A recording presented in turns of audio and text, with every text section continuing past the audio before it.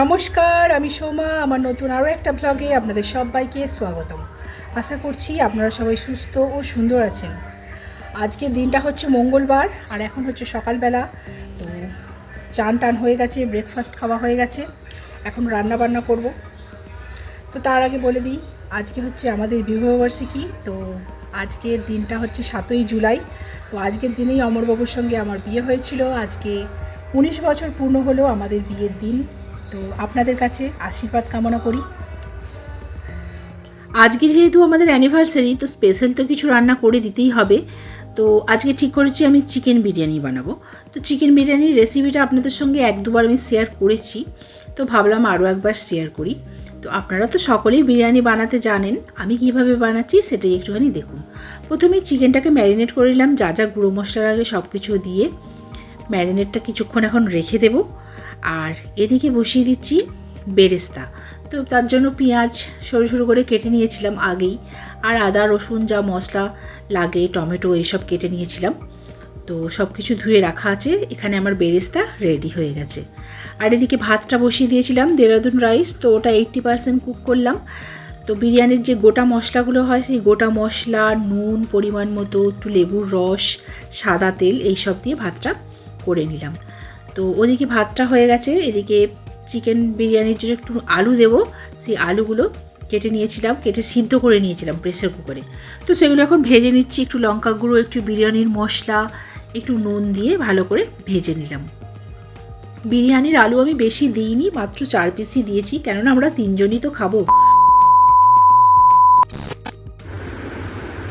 তো আমার জন্য একটা অমরবাবুর শাড়ি কিনেছি অনলাইন থেকে, ভাবলাম আপনাদের সঙ্গে শেয়ার করি।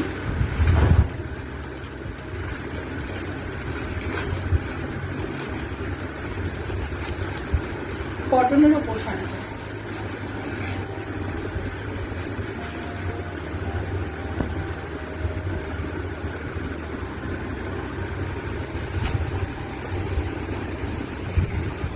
এই হচ্ছে শাড়ি, পার্টি প্রিন্টের উপরে ছাপ।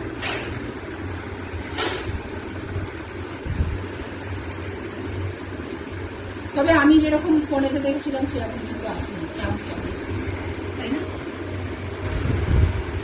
সেমি এসছে। এখন আমি এদিকে চিকেনটা রান্না করব। তো আলু ভাজার যে তেলটা ছিল কড়াতে, তো সেই তেলটাতেই কাঁচা লঙ্কা ফোড়ন দিয়ে পেঁয়াজ ফোড়ন দিলাম, দিয়ে পেঁয়াজটাকে ভালো করে ভেজে নেব। আর চিকেনটা তো মশলা করাই রয়েছে।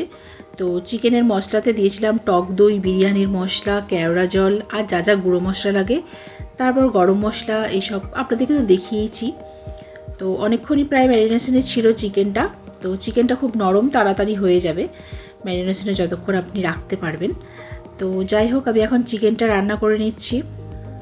তো 19 বছর আগে ঠিক এই দিনটাতেই এত বৃষ্টি হয়েছিল, বৃষ্টি মানে কি বলবো, একদম সকাল থেকে রাত পর্যন্ত টানা বৃষ্টি হয়েই যাচ্ছে আগের দিন থেকে।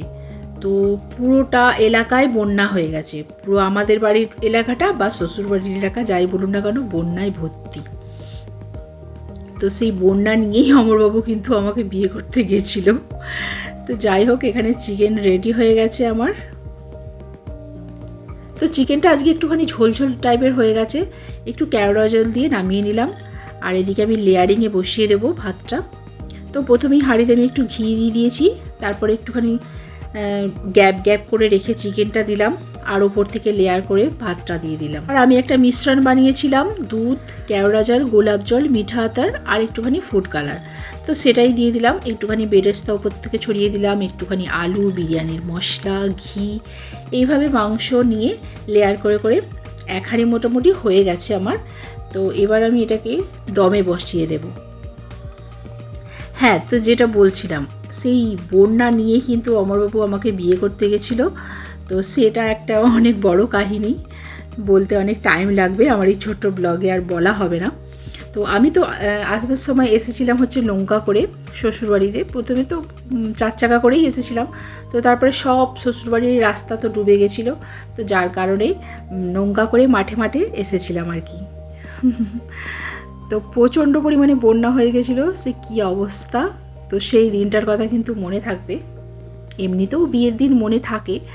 তো সেই দুর্যোগের কথাটা কিন্তু মনে থাকবে যে বিশাল বড় একটা ভয়াবহ বন্যা হয়েছিল, সেই দিনে আমাদের বিয়ে হয়েছিল। 2000 years later.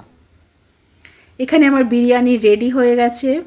আজকে আর সেভাবে বিশেষ কিছু রান্না করিনি, জাস্ট চিকেন বিরিয়ানি, স্যালাড আছে, কোকোকলা আছে, কোকোকলা থামস আপ আর কি যাই বলুন না কেন সেটা আছে,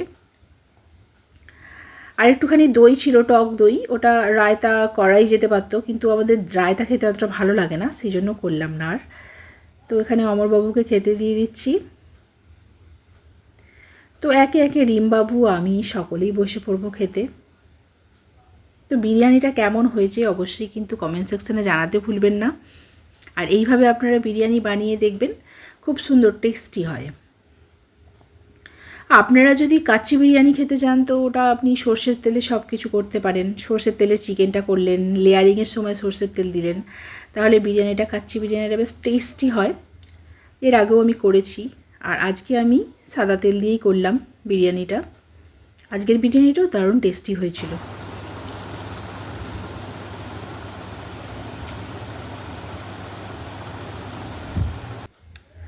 তো এখন আমি খাওয়া দাওয়া করতে বসে পড়েছি। আজকে আমি সবার শেষেই বসলাম খাওয়া দাওয়া করতে, একটু লেট হয়ে গেছিলো। যাই হোক, বিরিয়ানিটাও কিন্তু দারুণ টেস্টি হয়েছিল। অমরবাবুর জন্য আমার আর এবছর কিছু গিফট কেনা হয়নি। তো অমরবাবু যাই হোক আমার একটা শাড়ি দিল, আর গোলাপ ফুলও দেয় প্রত্যেক বছর। এবছর গোলাপ ফুল আনতে ভুলে গেছিলো অমরবাবু।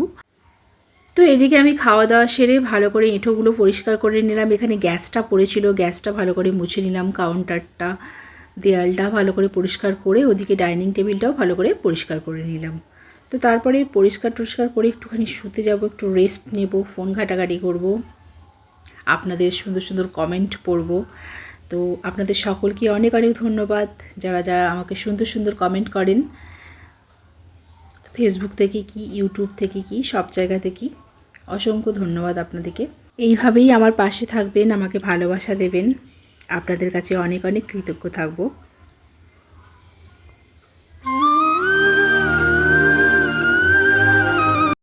গুড ইভিনিং ফ্রেন্ডস, একটুখানি শুয়েছিলাম, তো উঠে চাটা খেলাম। তো এখন ফ্রেশ ট্রেশ হয়ে নিয়েছি, হবে একটুখানি ছোট্ট করে সেলিব্রেশন, অ্যানিভার্সারি সেলিব্রেশন। একটা কেক নিয়ে এসেছে অমরবাবু, তো একটুখানি রেডি হয়ে নিই। রিমবাবুকেও বললাম রেডি হতে, তো রেডি হয়ে আসছি।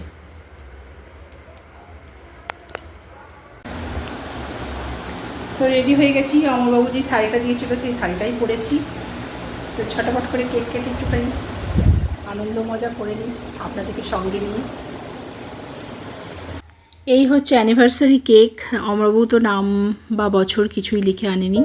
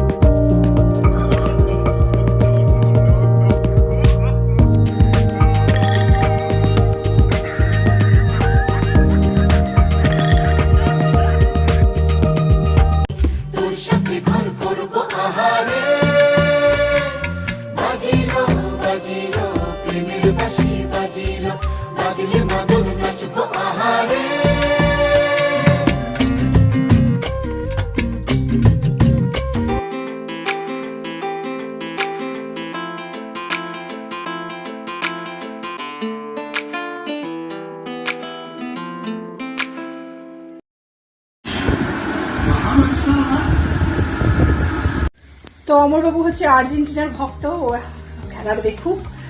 আমি এখন একটা রিলস টিলস বানালাম, তো এখন ড্রেস ফ্রেস চেঞ্জ করে নেবো, নাইটি পরে নেবো একটা। প্রচন্ড পরিমাণে গরমে যত হালকা পাতলা ড্রেস পরা যায় ততই ভালো লাগে।